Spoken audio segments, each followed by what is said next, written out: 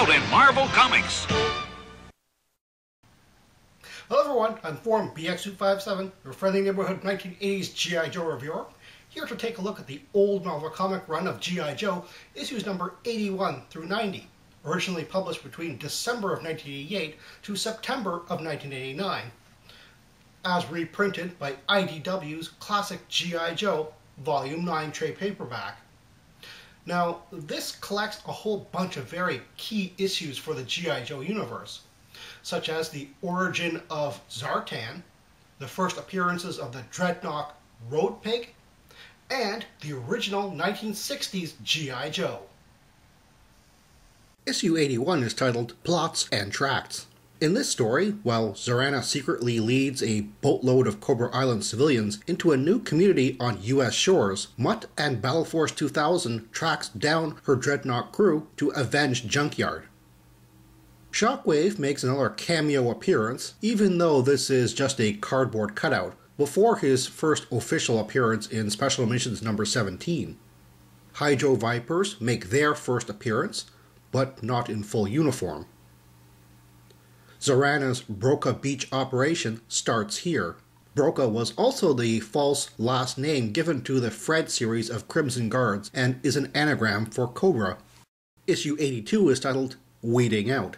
In this story, Duke runs an intense training program for the annual G.I. Joe Team Replacement Program. 200 applicants are whittled down to 3 during the punishing final days, and those 3 are immediately called to duty when it seems Cobra is attacking a nearby arsenal. Interesting that he says replacements, when I'm sure he meant additions to the G.I. Joe team. This is the first appearance of Budo and Repeater. It's also the first appearance of Lightfoot in the main title. His actual first appearance was in Special Missions number 13, and this is a direct continuation from that story. Grand Slam is shown here in a distinctly different uniform than normal. It's possible this was meant to be a different character, but I'm not sure who. Issue 83 is titled Roadpig. In this story, the love-struck Dreadnought Roadpig storms a state police holding station to free Zarana, arrested in issue 81 with Zanzibar, and Dr. Mindbender leads an attack force to the G.I. Joe Quonset Hut HQ, but the Joes prepare for him by seemingly doing nothing. This is the first appearance of Roadpig. This is also the first appearance of Billy's mother, Cobra Commander's wife, and I can see they'd make a great couple judging by her behavior. While this exchange between Dr. Mindbender and Zartan is funny, Zartan is forgetting that the Star Viper brought back top-secret G.I. Joe electronics from his infiltration mission. So top-secret and vital in fact that the G.I. Joes were forced to back Serpentor in a civil war that Zartan even participated in. Issue 84 is titled Converging Destinies. In this story, after Billy's mother tracks him down to Storm Shadow's dojo, they begin to discuss the events that led to her husband creating the Cobra organization. Meanwhile, Zartan has a chat with Fred, the current Cobra Commander, and reveals his origins and motivations. This issue debuts Storm Shadow's 1988 urban camouflage outfit. This is the second of only 2 appearances of Billy's mother, Cobra Commander's ex-wife, though I'm now not sure of the legality of calling her an ex since he just left her and divorce was never mentioned. Cobra Commander's origin and connection to Snake Eyes is explored in depth here, expanding on what we've seen in issue 38.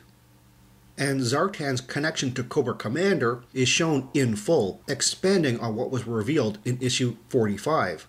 Zartan is now shown to be in command of the Arashikage Red Ninjas, formerly commanded by Storm Shadow in issue 21, and shown to be operating generally for Cobra in yearbook number 3. Issue 85 is titled SFX. In this story, Zartan plans an attack on Storm Shadow by finding his dojo and catching him unawares.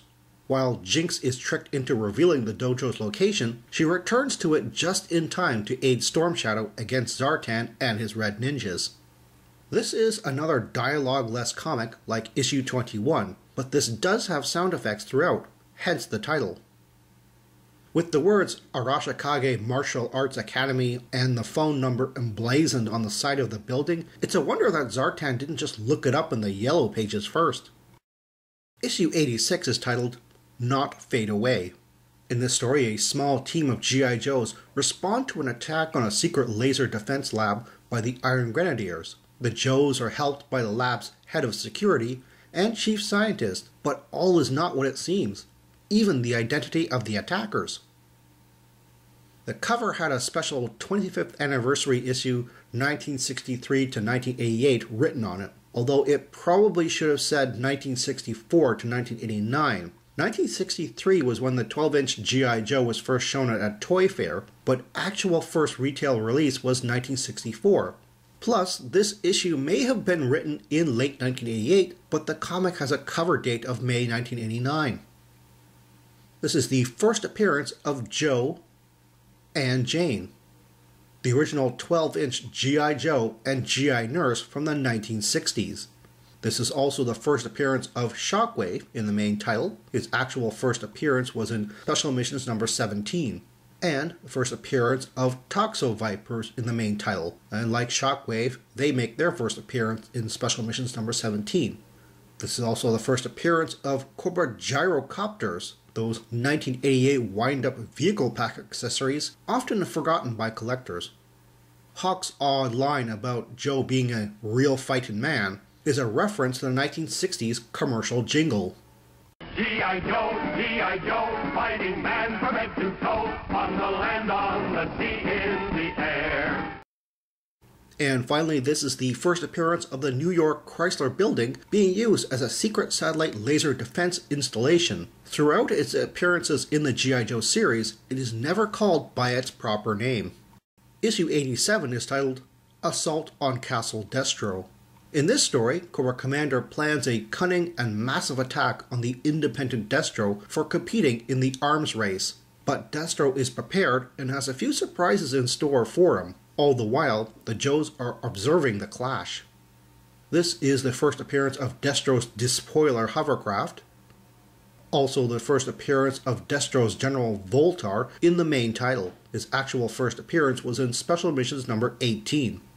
And this is the first appearance of Cobra Jetpacks and the G.I. Joe Swamp Masher. Issue 88 is titled Python Patrol.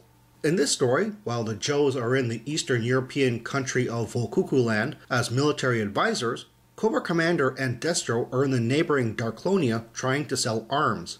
Dr. Mindbender demonstrates his new thermal and radar evading arms modifications and tests it out by rolling across the border to capture the Volkukuland general.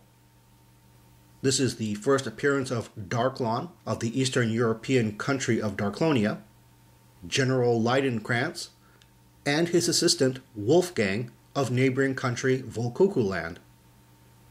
The first appearance of Cobra Stuns shortly before they are Pythonized, along with Python Asps and Python Conquests.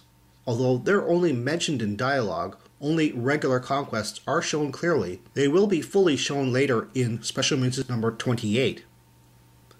Python Vipers also debut their new uniforms, but call them Wraith suits, probably as a leftover from the prototype name for this Cobra sub-team.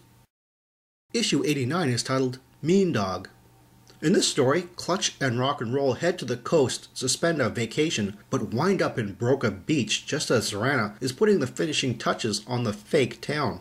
Trying to escape the entire Cobra army after them, the Joes are aided by Wildcard in his Mean Dog vehicle. This is possibly the first appearance of His Tank Mark IIs. I say possibly since only some details are consistent with the new His Tank, and the His Tanks shown throughout the rest of the issue are suddenly that of the 1983 originals again. It seems Clutch and Rock and Roll don't have much luck while on vacation, as a similar run-in with Dreadnoks occurs in issue 35. And finally, issue 90 is titled Recurring Themes. In this story, Destro gathers together Cobra Commander, Darklon, Dr. Mindbender, the Baroness, and Zorana to unite and reorganize them. Meanwhile, Zartan begins investigating leads for finding Storm Shadow again, but runs into the Blind Master. However, the Red Ninjas catch up to Storm Shadow first, who is being guarded by Jinx, Scarlet, and Snake Eyes. This is the first time the brainwave scanner is used to brainwash subjects, a discovery by Zorana, and not just to extract information as originally designed. Dr. Venom, creator of the brainwave scanner, possibly used an early form of this behavior modification inside the Snake battle armors way back in issue 19. Something very odd I noticed, the guards and Joes stationed at the Presidio in San Francisco are all armed with AK-47 Russian-styled rifles. And there's an error, a word balloon pointing to Snake Eyes instead of Jinx or Scarlet. Well, that's all the time I have right now. Please check out my Facebook page for more information and behind-the-scenes photos for these reviews. Thank you for watching this video, and stay tuned for next time to see another 1980s G.I. Joe toy review. See you then.